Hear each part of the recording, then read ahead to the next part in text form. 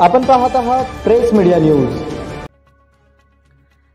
जालन्यात विविध मागण्यांसाठी कलावंतांचा रास्ता रोको। जालना जिल्हा परिषदेसमोर वृद्ध कलावंतांचा रास्ता रोको। वृद्ध कलावंतांना 11,000 रुपये द्यावे या मागणीसाठी आंदोलन।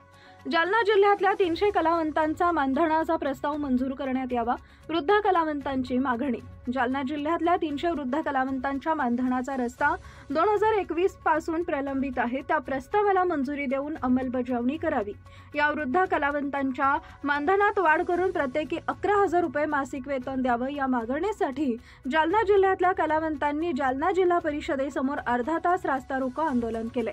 यावेळी जिल्हा परिषद परिसरामध्ये वाहनाची मोठी ट्रॅफिक झाली होती। काय सांगाल दादा, तुम्ही या ठिकाणी रास्ता रोको आंदोलन केलेलं आहे, काय नेमकं तुमच्या मागण्या आहेत? आमच्या वृद्ध कलावंतांच्या मानधन प्रस्तावाच्या मंजुरीच्या मागण्या आहेत। जवळपास 2021 पासून आतापर्यंत 4 वर्षापर्यंत यांनी कुठले मानधन प्रस्तावाच्या मंजुरी दिलेले नाही।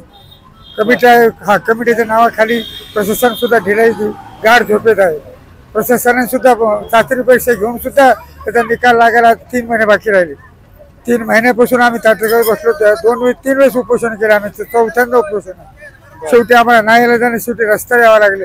साधे अधिकारी आमची दखल सुद्धा घेतलं।